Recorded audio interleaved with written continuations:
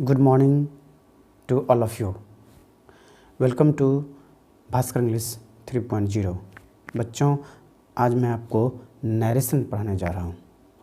तो जो बच्चे नए वीडियो देख रहे हैं, सबसे पहले वो सब्सक्राइब कर लें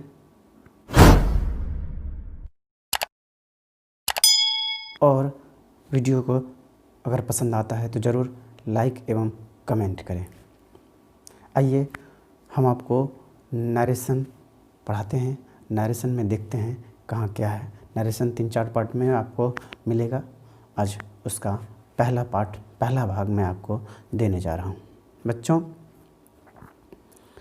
नरेशन जो है वह बहुत ही कन्फ्यूजिंग चैप्टर में से एक है और इसे और ग्रामर चैप्टर्स में से थोड़ा सा हार्ड, थोड़ा सा कठिन माना जाता है। तो नरेशन, जिसको हम लोग कहते हैं कथन, इसको 2 डिपार्टमेंट में बांटा जाता है। एक डायरेक्ट स्पीच और दूसरा इनडायरेक्ट स्पीच। डायरेक्ट स्पीच को बच्चों कहा जाता है प्रत्यक्ष कथन। क्या कहा जाता है? प्रत्यक्ष कथन। और इनडायरेक्ट को अप्रत्यक्ष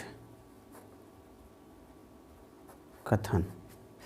आइए, आपको ग्रामर में, किसी भी ग्रामर में नरेशन करके नहीं दिया होगा, वह आपको डायरेक्ट और इनडायरेक्ट करके दिया रहता है। डायरेक्ट स्पीच और इनडायरेक्ट स्पीच पहले वाले ग्रामर में आपको प्रायः जो है वह नरेशन करके आता था, लेकिन अब जो ग्रामर आ रहा है उसमें आपको नरेशन नहीं रहेगा, उसमें रहेगा आपको डायरेक्ट स्पीच और इनडायरेक्ट स्पीच। चलिए, तो डायरेक्ट स्पीच को हम लोग जानते हैं किसे कहते हैं।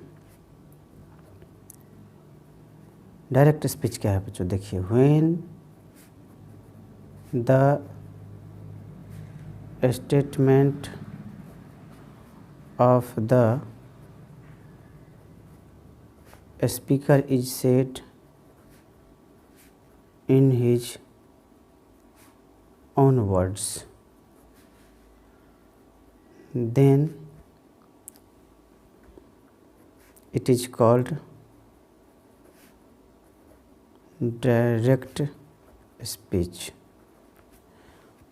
मतलब बच्चों, when मतलब जब, the statement of the speaker means वक्ता के कथन को, स्पीकर में वक्ता, बोलने वाला, इज सेड कहा जाता है इन हिज ओन वर्ड्स, उन्हीं के शब्दों में, उसी के शब्दों में हूबहू कह दिया जाए तो उसे हम लोग कहेंगे ये प्रत्यक्ष कथन। उसे प्रत्यक्ष कथन कहेंगे। जब किसी वक्ता के कथन को, आप इसको हिंदी में भी समझ लीजिए, जब किसी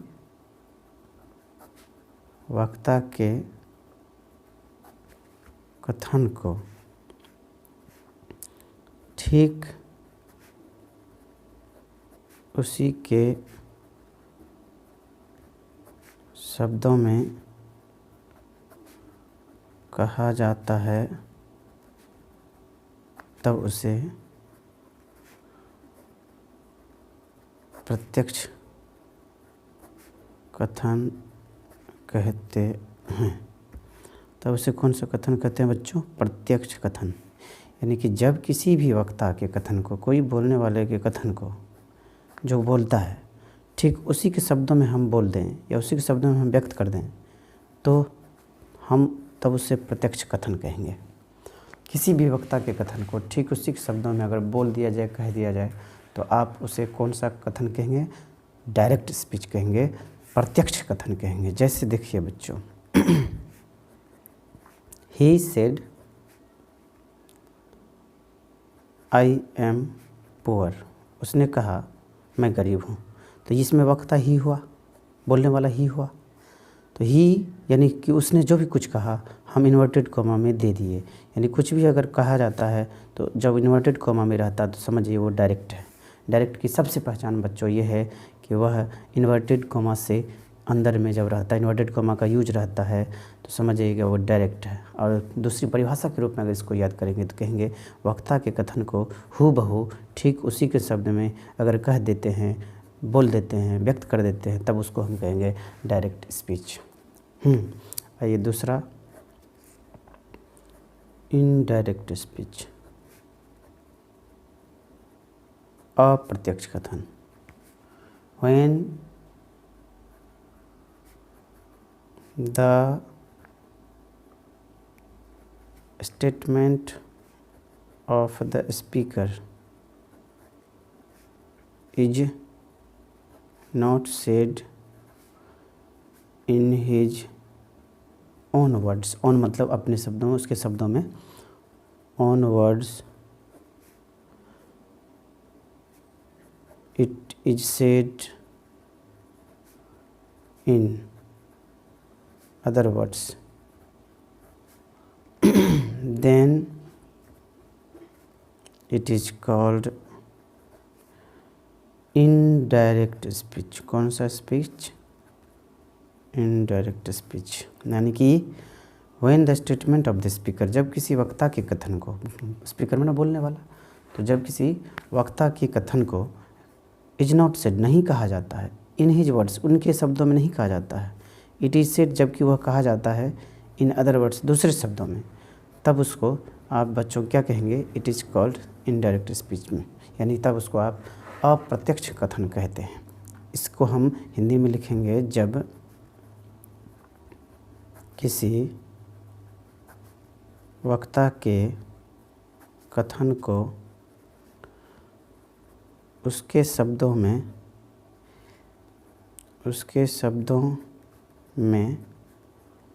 नहीं कहकर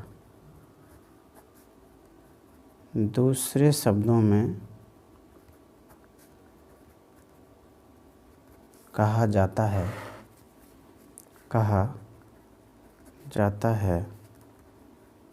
तब उसे क्या कहते हैं? तब उसे हम लोग अप्रत्यक्ष कथन कहते हैं। तो किसी भी वक्ता के, किसी भी बोलने वाले के कथन को जब हम उसके शब्दों में नहीं कहेंगे, उसके शब्दों में नहीं कह करके, उनके शब्दों में नहीं व्यक्त करके, हम अपने शब्दों में या दूसरे शब्दों में बोल देंगे या उसको बोल दिया जाता है, तब हम उसे कहते हैं अप्रत्यक्ष कथन। अर्थात किसी भी बोलने वाले वक्ता के कथन को उसके कथन में, उसके शब्दों में, उसके वाक्य में ना कहकर हम अपने शब्दों में या दूसरे शब्द में बदल के कह दें, तो उसे हम कहेंगे अप्रत्यक्ष कथन। यहाँ पे आपने देखा था कि वक्ता के कथन को इन्वर्टेड कोमा में सेम टू सेम कह दिया जाता है, उतार दिया जाता है, बोल दिया जाता है। लेकिन यहाँ पर आप देखेंगे कि वक्ता का कथन देखिए, ही सेड, ये वक्ता है, उसने जो कुछ भी कहा उसको हम क्या कर रहे हैं? तो बदल रहे हैं। इन्वर्टेड कोमा के बदले दैट दे रहे हैं। दैट, आई बदल जाता है बच्चों ही में, आई जो है वह फर्स्ट पर्सन सब्जेक्ट के अनुसार बदलता है। यहाँ एक बार देख लीजिए, इसके बदले दैट आता है। आई जो है इसके अनुसार बदलता है, ही के अनुसार। जब आप रूल पढ़ेंगे तब आपको आएगा। हाँ, आई ही में बदल जाएगा।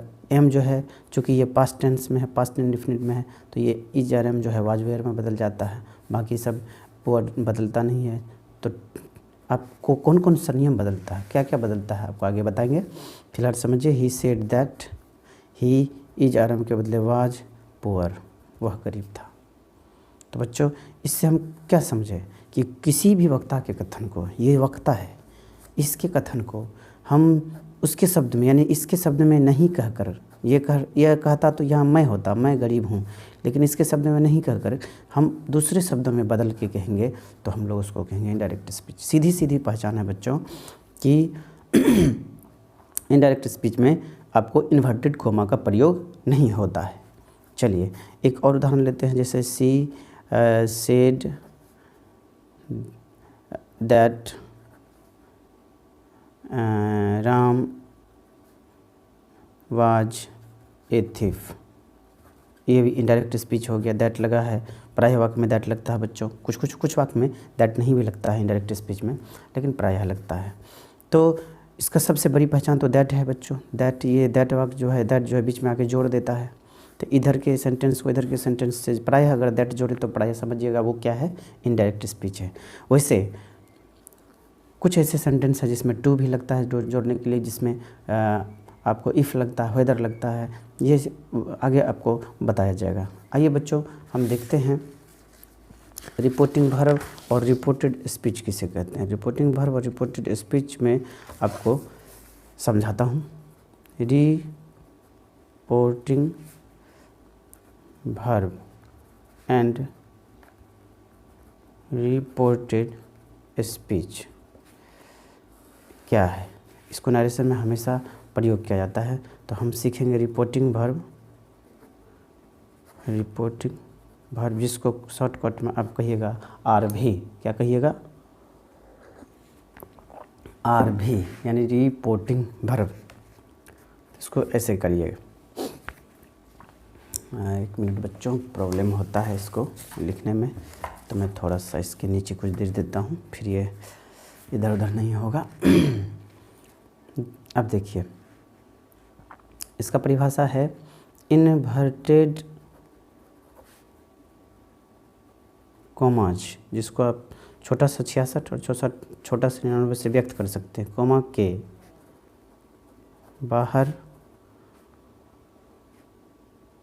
बाहर इन्वर्टेड कॉमास के बाहर जो आपको एक वाक्य रहता है जिसके वर्ब को रिपोर्टिंग वर्ब कहते हैं। अर्थात रिपोर्ट मतलब बच्चों होता है रिपोर्ट करना, सूचित करना। वर्ब मीन्स क्रिया, जो क्रिया आपको किसी के बारे में कुछ कहता है, रिपोर्ट करता है, सूचित करने वाली क्रिया सूचित करता है, उसको हम बोलेंगे रिपोर्टिंग वर्ब। तो इन्वर्टेड कॉमा किसको कहते हैं? इसको इन्वर्टेड कॉमा कहते हैं कि बाहर एक वाक्य रहता है जिसमें जो एक वर्ब होता है, उसी वर्ब को हम कहते हैं रिपोर्टिंग वर्ब। जैसे ही says to me I am fine, ये इन्वर्टेड कॉमा हुआ बच्चों। ये इस इन्वर्टेड कॉमा के बाहर ये एक वाक्य हुआ, इसमें जो वर्ब रहेगा से, सेज, सेड, उसी को हम लोग कहते हैं रिपोर्टिंग वर्ब। इस टाइप के बहुत सारे वाक्य रहते हैं, जैसे राम सेड टू मी